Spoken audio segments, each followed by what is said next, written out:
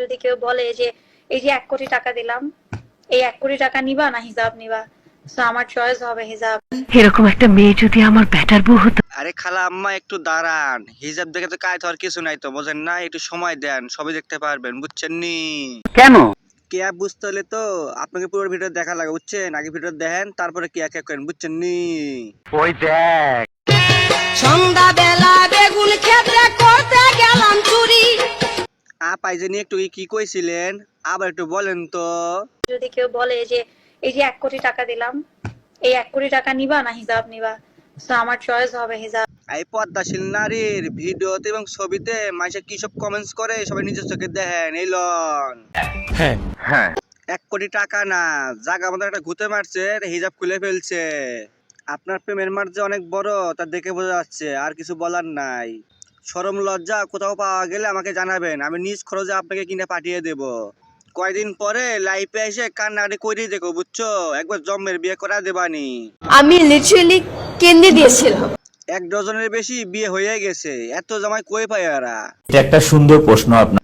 ভাগ্যি সেই মহিলা আগুনে পুড়ে গেছিল, নাতে প্রতিটা বছরই একটা করে হাজবেন্ড চেঞ্জ করতে এরা, বুঝছেন? এরা এইরকমই কি মানুষ রে বাবা।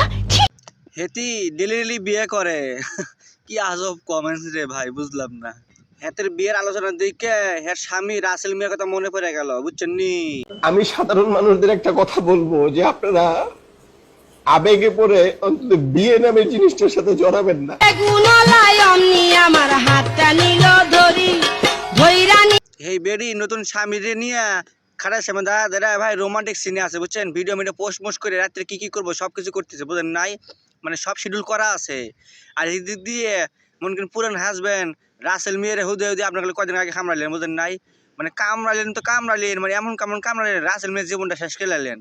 পাবলিক ভাই এমনই, বুঝছেন? পাবলিক না জানে অনেক কিছু বলে, কিন্তু সত্যটা কি আসলে জানতে হইব। জীবন মানে তো পরিবর্তনশীল। মুরব্বীর একটা কথা কইতো ভাই, বুঝছেন? পুরুষ মানুষ পরিবর্তন হইলে হয় বাদশা, আর নারীরা পরিবর্তন হইলে হয়। আমি বলুম না, আমার শরম করে। আমি তো কাউকে ভয় পাই না, আমি আল্লাহ ছাড়া কাউকে ভয় পাই না। I don't give a shit about any person. Sorry, Allah ছাড়া আমি কাউকে ভয় পাই না। এই বেডি আল্লাহ ভক্ত হওয়ার কারণটা আপনাকে একটু কই, বুঝছেন নি? চলেন শুনি আই। আপনি সব খুলে বলুন। এই যে দেখছেন এই বেডির গলার নিচে পোড়া দাগ, ওই পোড়া দাগের কারণে ভাই, বুঝছেন, উনি হিজাব করতো, বুঝছেন নাই? পর্দা করতো। আসলে এই বেডি কোনোদিনও হিজাব করতো না, বুঝেন না? ওর কাজে হিজাব তো আসেই না, ওর মাথাতে হিজাব আসে না, ওর শরীরে হিজাব কই থেকে আসবো কানছে? ওই পোড়ার কারণে একমাত্র হিজাব টিজাব করতো, বুঝছেন? আর কোনো কিছুই না, এটাই মূল কারণ। আলহামদুলিল্লাহ, আর আমার মেয়েও ভালো গুড ডান্সার, মেয়েকে নিয়েও একটা ফিউচার প্ল্যান আছে। আর ঠিকই তো, আপনি যেমন তা আপনি মেরে বানাবেন না, আপনার কামে তো ওইটা। আপনি তো মহারানী হয়েছেন, মেরে তো মহারানী বানানো লাগবো, এটাই স্বাভাবিক।